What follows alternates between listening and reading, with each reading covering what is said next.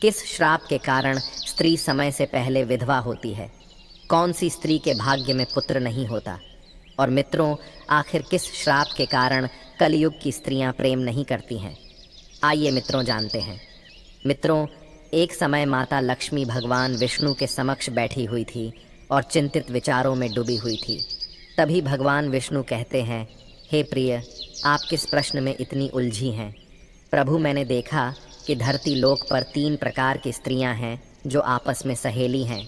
उनमें से 2 स्त्रियां विधवा होकर के दुखी जीवन जी रही हैं, जबकि एक स्त्री सुहागन होकर के अपने पति के साथ सुखी जीवन जी रही है। प्रभु, यह बात मेरी समझ में नहीं आई, इसलिए मेरे मन में 3 प्रश्न बुझने लगे।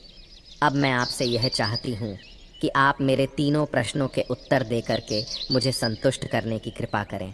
मित्रों, इस प्रकार माता लक्ष्मी की बात को सुनकर के भगवान विष्णु कहते हैं, हे लक्ष्मी, तुम मुझे अपने तीनों कष्ट बताओ। मैं तुम्हारे प्रश्नों के उत्तर दे करके तुम्हें पूरी तरह संतुष्ट करने का प्रयास करूँगा। अब माता लक्ष्मी कहती है, प्रभु, मेरा पहला प्रश्न है, कौन सी चीज़ ऐसी है जो एक पत्नी अपने पति को मांगने से भी नहीं देती? मेरा दूसरा प्रश्न है, कौन सी स्त्री को जीवन में कभी सुख नहीं मिलता? और मेरा तीसरा प्रश्न है, कौन सी स्त्री समय से पहले विधवा हो जाती है? मित्रों, इस प्रकार माता लक्ष्मी के प्रश्नों को सुनकर भगवान विष्णु कहने लगे, तुम जिन स्त्रियां की बात कर रही हो, उनमें से 2 स्त्रियां विधवा होकर अपना दुखी जीवन जी रही हैं, और वहीं पर एक स्त्री सुहागन होकर के अपने पति के साथ अपना सुखी जीवन जी रही है। प्रिय, तुम जानना चाहती हो आखिरकार ऐसा क्यों है? तो मैं तुम्हें एक छोटी सी कहानी सुनाता हूँ। इस कहानी को बहुत ही ध्यान से सुनना। आधी अधूरी कहानी सुनने वालों को आधा अधूरा ही ज्ञान प्राप्त होता है, जो जीवन में कभी काम नहीं आता, क्योंकि तुम्हारे तीनों प्रश्नों के उत्तर इसी छोटी सी कहानी में समाये हुए हैं। यदि तुमने इस कहानी को ध्यान से नहीं सुना तो आने वाले कलयुग में हमारी माताएं बहनें अपने सुहाग को संकट से नहीं बचा पाएंगी। हे प्रिय, तुम्हारे तीनों प्रश्नों के उत्तर तो तुम्हें अवश्य ही मिलेंगे, और साथ ही इस कहानी को सुनने वालों को संतुष्टि प्राप्त होगी। मित्रों, माता लक्ष्मी कहती हैं, प्रभु, मैं आपकी बात से सहमत हूँ। आप कहानी शुरू करो, मैं कहानी को पूरी मन से सुनूंगी, और जब तक आप कहानी बोलेंगे तब तक मेरा मन किसी दूसरे स्थान पर नहीं जाएगा। तो चलिए मित्रों, कहानी को शुरू करते हैं। लेकिन उससे पहले है माता लक्ष्मी, जो भी दर्शक इस वीडियो को लाइक करे और चैनल को सब्सक्राइब करके कमेंट में जय माता लक्ष्मी लिखे, उन पर माँ लक्ष्मी का आशीर्वाद हमेशा बना रहे, उनके घर में धन की कभी कोई कमी न रहे, उनका घर हमेशा खुशियों से भरा रहे। भगवान विष्णु कहते हैं, लक्ष्मी, सबसे पहले मैं तुम्हें उस स्त्री की कहानी सुनाता हूँ जो सुहागन बन कर के अपना सुखी जीवन जी रही है। देखो, जिस सुहागन स्त्री की तुम बात कर रही हो, उसके पति को राजा के दरबार में सभी के सामने फांसी लगने वाली होती है, क्योंकि उसने एक व्यक्ति से शर्त लगाया हुआ था कि अगर उसकी पत्नी चरित्रहीन निकली तो वो उस शर्त के अनुसार फांसी पे चढ़ने के लिए तैयार है। हालांकि राजा रानी और साथ ही पूरे गांव वाले को भी यही लगता था कि उसकी पत्नी एक पतिव्रता पत्नी है, जो अपने पति का बहुत सम्मान करती है, और सभी को यही उम्मीद था कि इसका पति ये शर्त कभी नहीं हार सकता। अब उस शर्त के हिसाब से उसे 2 दिनों में फांसी मिलने वाली थी, और इस प्रकार से जब राजा उससे उसके आखिरी इच्छा के बारे में पूछता है कि तुम्हारा अगर कोई आखिरी इच्छा है तो हमें बताओ, हम उसे अवश्य पूरी करने की कोशिश करेंगे, तब वह व्यक्ति, जिसका नाम मोहन है, वो कहता है, मैं अपनी पत्नी से अंतिम बार मिलना चाहता हूँ। इस प्रकार राजा ने मोहन को आज्ञा दी कि ठीक है, तुम अपनी पत्नी से मिल सकते हो। फिर मोहन अपने घर गया और अपनी पत्नी से कहा कि आपने मेरे साथ में बहुत बड़ा विश्वासघात किया। मैंने आपके विश्वास पर राजा के दरबार में भरी सभा के सामने एक व्यक्ति से ऐसी शर्त लगाई कि अगर मेरी पत्नी का पतिव्रता धर्म कोई नष्ट कर दे तो मुझे फांसी लगा देना। अब मुझे 2 दिनों में फांसी लगने वाली है। मेरे साथ विश्वासघात करके तुमने ठीक नहीं किया। हालांकि दोस्तों, बात कुछ दिनों पहले की है। एक नगर में मोहन नाम का व्यक्ति रहता था, और उसे अपनी पत्नी पर पूर्ण विश्वास और भरोसा था कि वो पतिव्रता है, जिसकी महिमा वो अपने साथियों में बार बार करता था। नगर में सभी लोगों को उस पतिव्रता पत्नी को देखकर आश्चर्य होता था कि इसके परिवार में इतना प्यार और सुख कैसे है। और इसके घर का दिया हमेशा कैसे जलते रहता है। और ये बात नगर में फैलते फैलते एक दिन राजा के दरबार तक पहुंच गई। और जब राजा और रानी ने उस परिवार के बारे में सुना तो उन्हें भी ये सुनकर बहुत आश्चर्य हुआ। तब राजा ने क्या किया कि रात के समय रानी के साथ अपने महल से नगर की ओर देख रहा था, तो उन्होंने देखा कि नगर के सभी घरों में दिया बुझ चुकी थी, लेकिन मोहन के घर में दिया अभी तक जल रहा था। तब रानी महाराज से कहती हैं, हे स्वामी, ऐसा क्या है इन दोनों के बीच में जो कि इसके घर का दिया अभी तक जल रहा है। फिर कुछ दिनों के बाद राजा ने अपने सिपाहियों को बोलकर मोहन को राज दरबार में बुलवाया और उससे कहा कि तुम्हारे घर का दिया हमेशा कैसे जलते रहता है। तुम हर किसी से कहते हो कि तुम्हारी पत्नी पतिव्रता है। क्या वास्तव में आपकी पत्नी पतिव्रता है? क्या आपको पूर्ण विश्वास है? इस प्रकार राजा की बात सुनकर के मोहन कहने लगा, महाराज, मुझे पूरा विश्वास है और पूरे से भी आगे विश्वास है कि मेरी पत्नी पूरी तरह पतिव्रता है। अब उसी समय दरबार में एक व्यक्ति था जो कहने लगा, यदि मैं तेरी पत्नी का पतिव्रता धर्म खंडित कर दूं तो तुझे क्या सज़ा मिलनी चाहिए? दोस्तों, इस व्यक्ति को स्त्री जात पे बिल्कुल भी भरोसा नहीं होता था, क्योंकि उसकी खुद की पत्नी उसे धोखे में रखती थी और दूसरे पुरुषों के साथ संबंध बनाया करती थी। इसी बातों से परेशान होकर वो व्यक्ति राज दरबार में अपने पत्नी से अलग होने का फैसला करवाने आया था। इस व्यक्ति का स्त्री जात से पूरी तरीके से विश्वास उठ चुका था और उसे लगता था कि कोई भी स्त्री पतिव्रता नहीं होती। इसलिए मोहन से शर्त लगा लेता है कि मैं साबित कर सकता हूँ कि तुम्हारी पत्नी पतिव्रता नहीं है, वो बस तुम्हें धोखे में रख रही है। फिर मोहन कहता है कि यदि तुम मेरी पत्नी का पतिव्रता धर्म खंडित कर देते हो तो महाराज, आप मुझे फांसी लगा देना। लेकिन यदि ये व्यक्ति मेरी पत्नी का पतिव्रता धर्म खंडित नहीं कर पाए तो इसको सज़ा क्या मिलनी चाहिए? तो राजा ने कहा, इस व्यक्ति को भी फांसी की सज़ा दी जाएगी। तब उस व्यक्ति ने स्वीकार कर लिया और मोहन से पूछा कि ऐसा क्या वस्तु लाऊं जिससे तू माने कि मैं तेरी पत्नी का धर्म खंडित करने में सफल रहा। तो मोहन ने उस व्यक्ति से कहा, यदि तुम मेरे घर से जा कर के मेरे विवाह के समय पर मुझे एक तलवार मिली थी, वो मेरी पत्नी ने बहुत ही संभाल कर रखी है, जो हमारी सुहाग की निशानी मानी जाती है। यदि तू वो तलवार लाकर मुझे दिखा दे तो मैं मान जाऊंगा कि मेरी पत्नी का धर्म तूने पूरी तरह से नष्ट कर दिया। अब शर्त स्वीकार हो जाने के बाद में वो व्यक्ति नगर की ओर जाता है और एक दूती से जाकर मिलता है।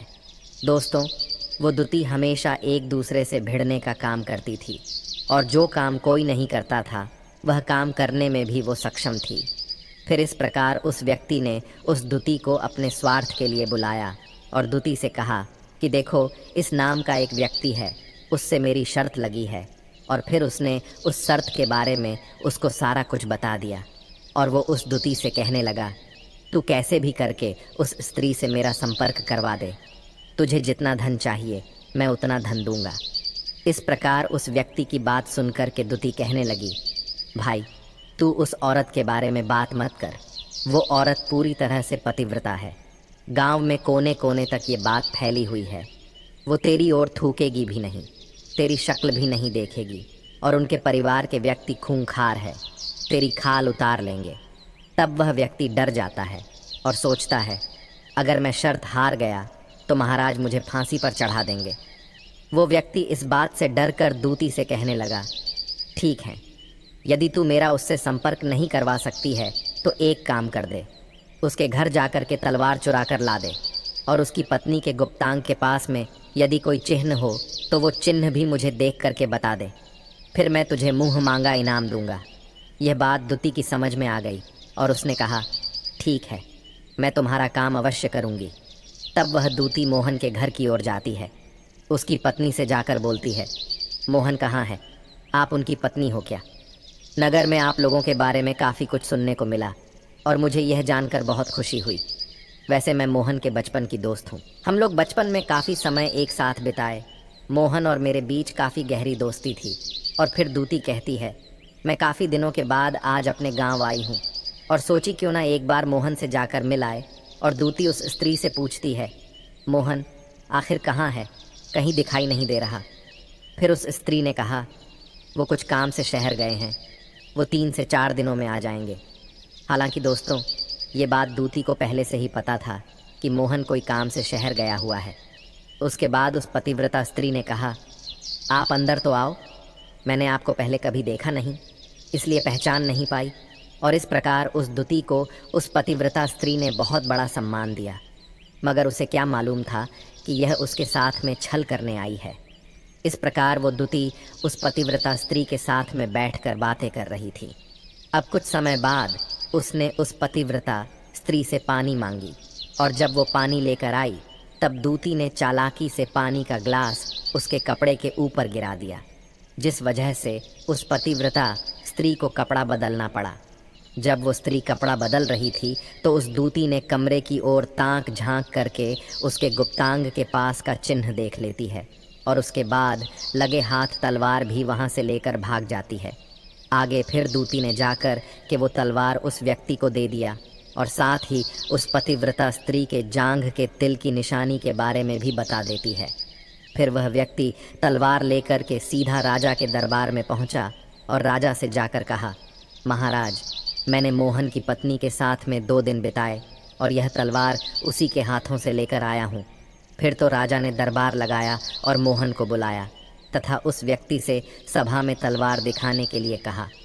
फिर राजा की आज्ञा पाकर के उस व्यक्ति ने मोहन को तलवार दिखाई और उसकी पत्नी की जांघ की तिल के बारे में भी बताया। दोस्तों, उस व्यक्ति के मुख से ये सभी बातें सुनकर मोहन मान गया कि वास्तव में आज मेरी पत्नी ने अपना पतिव्रता धर्म पूरी तरह से भंग करवा लिया। ये सब देखते हुए राजा ने फांसी का दिन 2 दिन के बाद में रख दिया और कहा कि मोहन को 2 दिन के बाद में फांसी पर चढ़ाया जाएगा। और इस प्रकार मोहन से उसकी आखिरी इच्छा पूछी गई तो तब वो अपने पत्नी से जाकर मिला। उस पतिव्रता स्त्री ने अपने पति को सारी बात बताई, मगर उसे विश्वास नहीं हुआ और वह राजा के दरबार में वापस पहुंच गया। अब मोहन राजा के दरबार में पहुंचा तो फिर उसे कैद में डलवा दिया गया।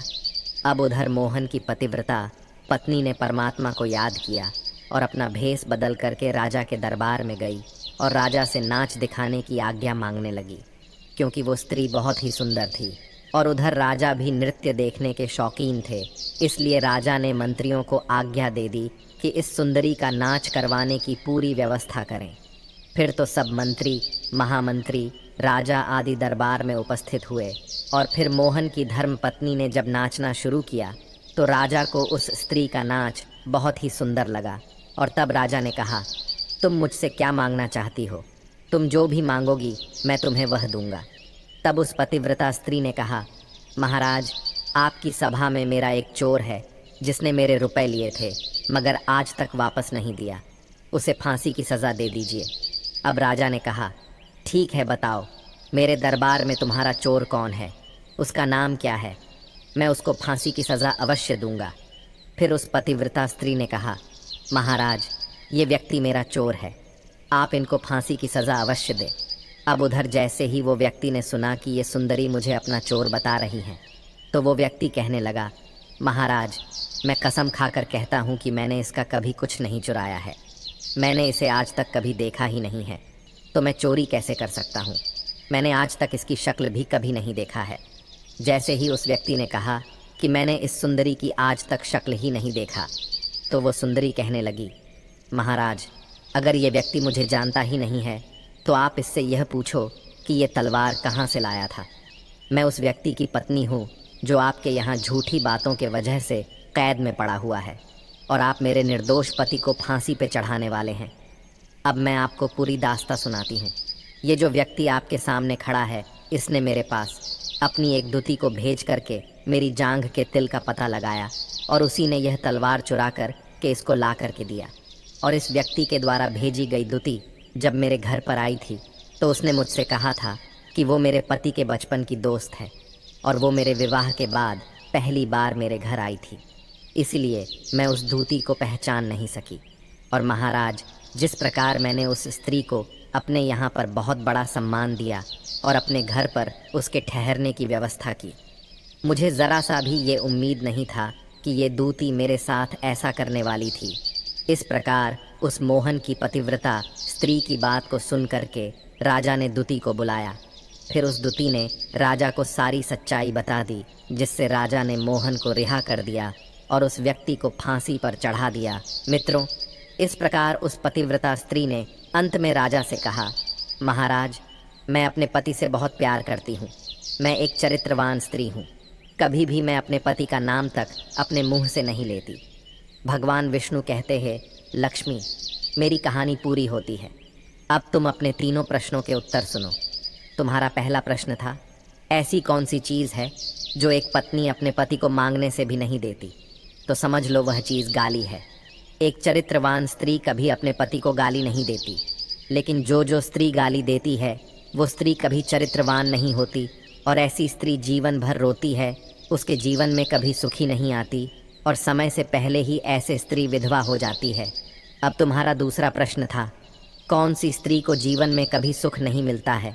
तो समझ लो, जो स्त्री अपने पति के बिना अनुमति से किसी तीर्थ स्थान या उत्सव में जाती है, उनके जीवन में कभी सुख नहीं आता। ऐसी स्त्रियां जीवन भर दुखी रहती हैं और उन्हें पति का प्रेम कभी नहीं मिलता।